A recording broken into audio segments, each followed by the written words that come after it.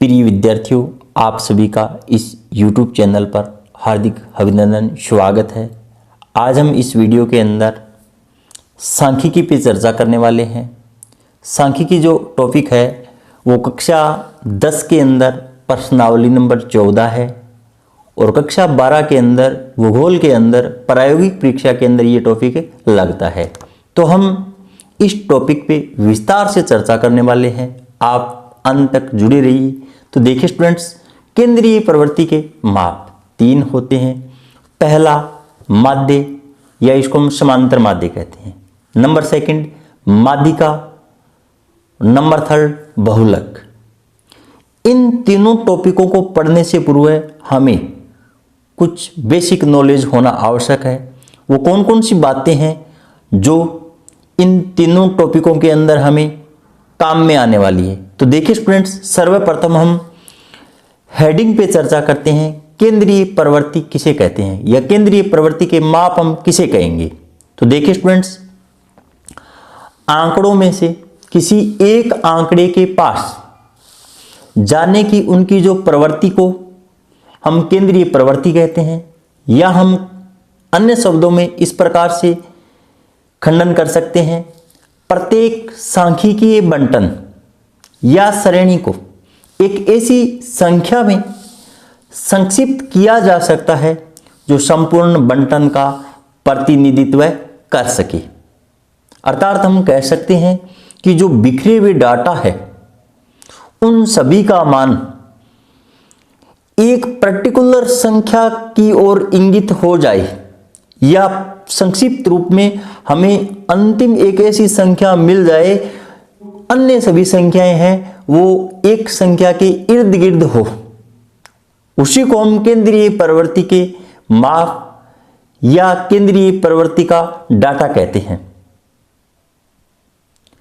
अब उसके बाद में देखिए स्टूडेंट्स, बार बार के अंदर जिक्र होने वाला है बारंबारता बंटन। किसका जिक्र होगा? बारंबारता बंटन। हम बारंबारता बंटन किसे कहेंगे? देखिए स्टूडेंट्स, तो यहां पर सर्वप्रथम हम बारंबारता बंटन पे चर्चा करते हैं। तो किसी संदर्भ के आंकड़ों के वर्गीकरण में विचर का कोई मान xi जितनी बार आता है वह संख्या उस मान xi की बारंबारता कहलाती है।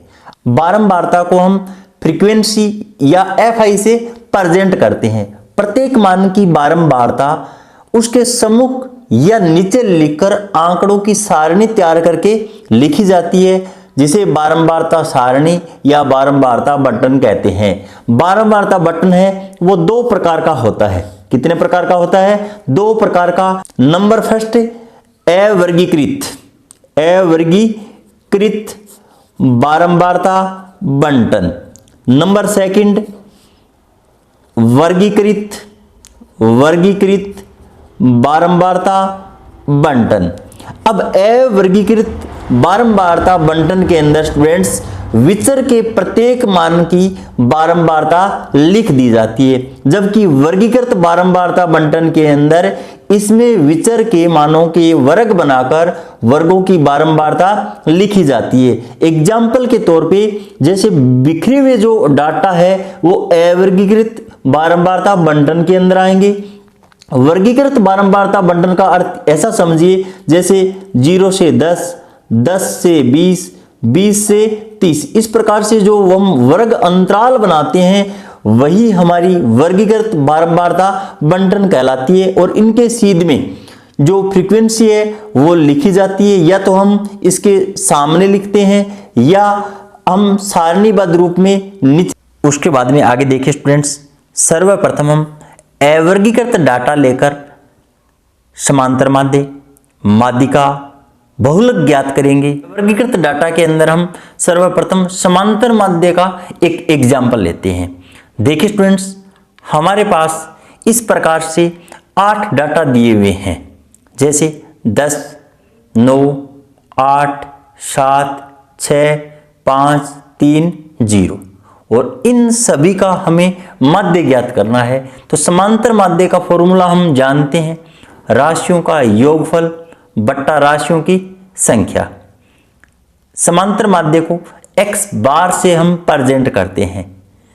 यहां पर देखिए स्टूडेंट्स, गणितीय रूप में हम इस प्रकार भी लिख सकते हैं x1 plus x2 plus x3 plus dash dash xn बट्टा समोल n। हमारे पास जो भी आंकड़े हैं इन सभी का हम योग कर लेते हैं और यहां पर हम ये देख लेते हैं कि कितने डाटा हमें मिले हैं। 1 2 3 4 5 6 7 8, जीरो को भी साथ में डाटा के रूप में गिनना है साथियों। जीरो डाटा मैंने जानबूझ के यहां पर पुटअप किया है, क्योंकि हम किसी भी राशि के अंदर जीरो ऐड करते हैं तो कोई परिणामी रिजल्ट के अंदर प्रभाव नहीं पड़ता है, लेकिन इन समांतर माध्य ज्ञात करते समय जो राशियों की संख्या है उसके अंदर अकाउंट किया जाता है। विशेष रूप से आपको ध्यान देना है, यहां पर राशियों की संख्या 7 नहीं लिखनी है, आपको 8 लिखनी है, जीरो को सम्मिलित रखना है। तो यहां पर ऊपर जब हम इनका योग करते हैं तो 48 बनता है और 8 का जब भाग लगाएंगे तो 6 मान प्राप्त हो जाता है। तो इन सभी संख्याओं का जो समांतर माध्य या औसत है वो 6 आएगा साथियों। अब अवर्गीकृत डाटा के अंदर हमें सारणीबद्ध रूप में इस प्रकार से भी क्वेश्चन दिया जा सकता है। ये एक हमें बारंबारता बंटन दिया हुआ है और इसका माध्य हमें ज्ञात करना है। x के मान इस प्रकार से हैं और f फ्रीक्वेंसी के मान है वो नीचे इस प्रकार से लिखे हुए हैं। तो यहां पर सर्वप्रथम माध्य हमें ज्ञात करने के लिए fi xi ज्ञात करना होता है। तो सर्वप्रथम यहां पे हम 3 का 2 से मल्टीप्लाई करके यहां पे लिख लेते हैं। 3 इंटू 2 6 माना जाता है। यहां पे उसके बाद में 5 इंटू 4 20 आ जाएगा। 8 इंटू 5 40 मान आ जाएगा। 11 इंटू 3 33 मान आ जाएगा।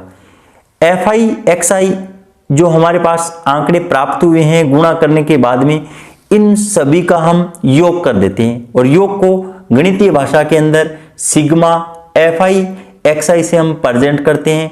योग है वो 99 प्राप्त होता है। फ्रीक्वेंसी का योग है उसको हम सिग्मा fi से प्रेजेंट करते हैं और इसका जो रिजल्ट है वो 14 प्राप्त हो रहा है। यहाँ पे आई का अर्थ ये हुआ साथियों, यहाँ पर पहली फ्रीक्वेंसी, दूसरी फ्रीक्वेंसी, तीसरी, चौथी, सभी फ्रीक्वेंसियों का योग और सिग्मा यहाँ पर योग को प्रेजेंट कर रहा है। तो सभी राशियों का जो योग है वो 14 प्राप्त हो जाएगा। और यहाँ पर पैर के अंदर आई लिखने का अर्थ ये हुआ पहला टर्म, दूसरा टर्म, तीसरा टर्म और चौथा टर्म। जितने टर्म है उतने ही आई के हम मान रखते जाएंगे। तो अब उसके बाद में यहां पर समांतर माध्य का जो फॉर्मूला है सारणीबद्ध रूप में इस प्रकार से अगर हमें मान दिया हुआ है तो सिग्मा fi xi बट्टा सिग्मा fi, ये इसके लिए फॉर्मूला रहेगा। यहां पर 98 के अंदर 14 का जब भाग लगाएंगे तो 7.07 रिजल्ट निकल कर आएगा। तो यहां पर इस बारंबारता बंटन का जो माध्य है वो 7.07 है वो मिलेगा। उसके बाद में यदि हमें 5 7 9 x का समांतर माध्य 9 दे रखा है तो x का मान भी पूछा जा सकता है। समांतर माध्य का हम फॉर्मूला जानते हैं।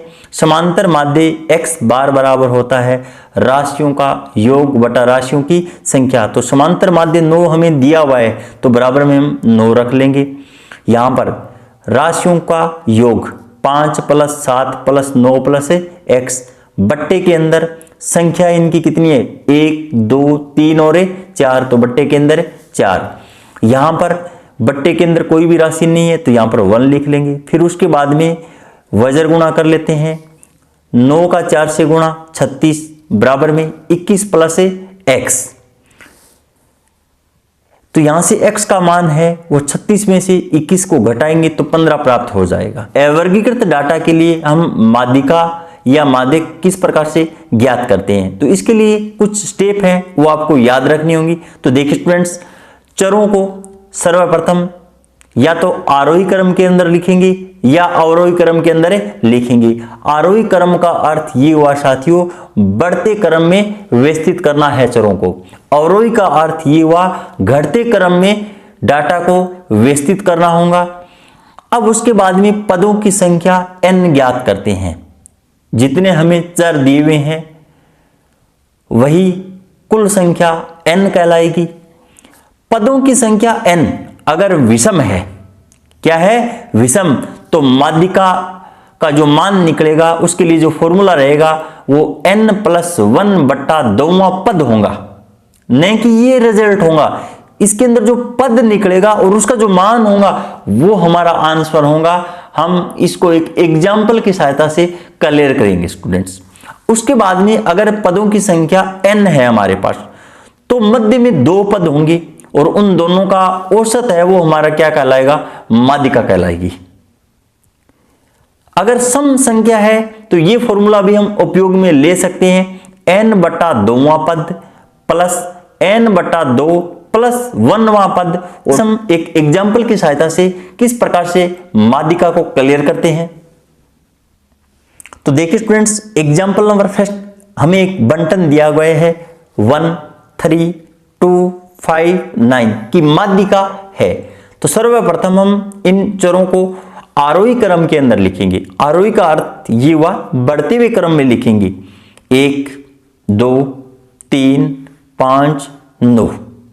अब इनकी संख्या हम गिने, 1 2 3 4 5। पदों की संख्या यहां पर कितनी है, n बराबर 5 है, जो कि एक क्या है, विषम संख्या है।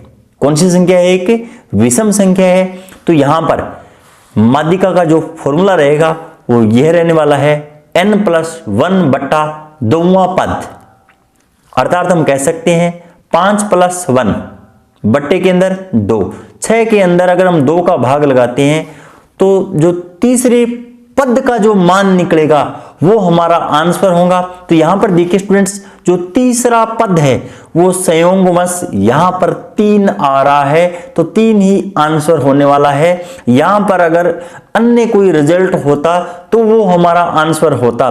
तीसरे पद पे जो मान लिखा होता है वही हमारी माध्यिका होती है। तो यहां पर तो संयोग से 3 ही मान आ चुका है, तो 3 इसका करेक्ट आंसर रहेगा।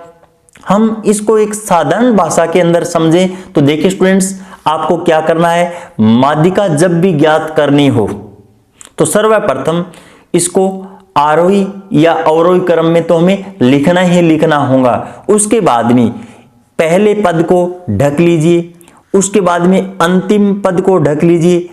अब देखिए स्टूडेंट्स, एक एक कदम आप आगे बढ़ते रहिए। अगर आपको परिणामी रूप से बीच में सिंगल जो मान दिखाई दे वही आपका आंसर होने वाला है।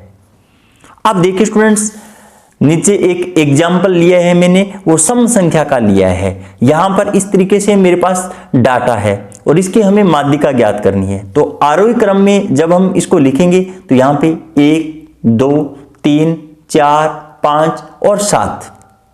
यहां पर जो पदों की संख्या n है उसका मान 6 है, क्योंकि देखिए स्टूडेंट्स, जब इन सभी संख्याओं को हम गिनते हैं तो 6 हमें टोटल संख्याएं दी गई है, जो कि एक सम संख्या है। सम संख्या के लिए ये एक फॉर्मूला होता है n/2वें पद का मान, n/2 प्लस 1वें पद का मान, और मैन बट्टे के अंदर 2 लिखा जाएगा। तो यहां पर आप देख सकते हो जो तीसरा पद है उसका रिजल्ट आएगा, चौथे जो पद का मान है वो रिजल्ट है।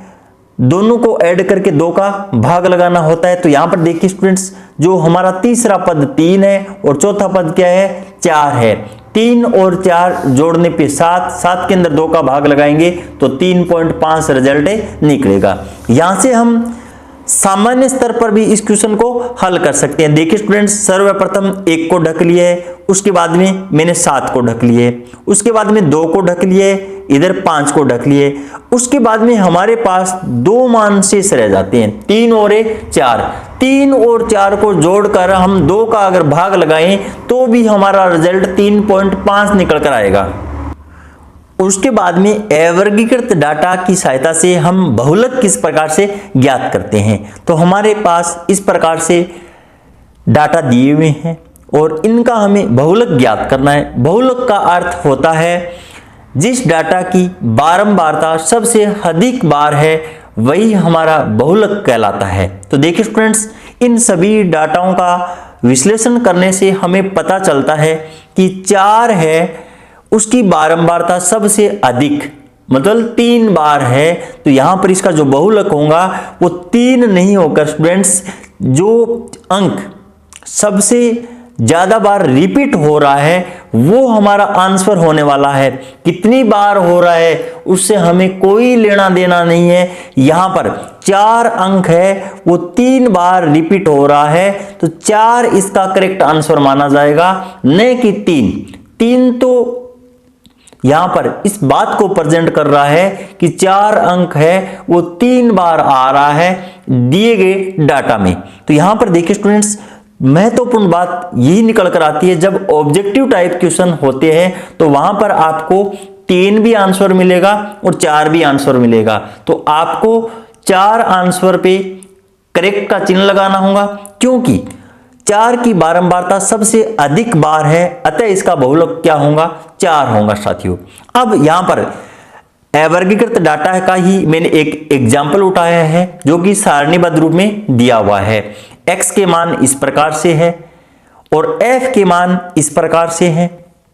3 के संगत मान 2 है, 4 के संगत 4 है, 5 के संगत 6 है, 6 के संगत 3 है, 7 के संगत 2 है, 8 के संगत 1 मान है। यहां पर फ्रीक्वेंसी देखने से हमें पता चलता है कि 6 अधिकतम मान है फ्रीक्वेंसी में। क्या है? 6 अधिकतम मान है और 6 के जो ऊपर जो मान लिखा हुआ है वो 5 है। कहने का अर्थ ये हुआ 5 अंक की पुनरावृत्ति या बारंबारता है वो 6 बार हुई है। तो यहां पर जो आंसर होगा हमारा वो 5 होगा, क्योंकि 5 अंक की बारंबारता है वो 6 बार हो रही है। तो यहां पर हमारा जो बहुलक होगा वो 5 होगा। कितना होगा? 5 होगा। इस प्रकार केंद्रीय प्रवृत्ति के माप के अंदर अवर्गीकृत जो डाटा है वो दिए हुए होने पर हम समांतर माध्य, माध्यिका, बहुलक किस प्रकार से ज्ञात करते हैं, ऐसा हमने इस वीडियो के अंदर अध्ययन किया है। अगले वीडियो के अंदर हम वर्गीकृत डाटा अगर हमें दिया गया है तो हम किस प्रकार से समांतर माध्य, माध्यिका, बहुलक ज्ञात करते हैं। इन्हीं शब्दों के साथ जय हिंद, जय भारत।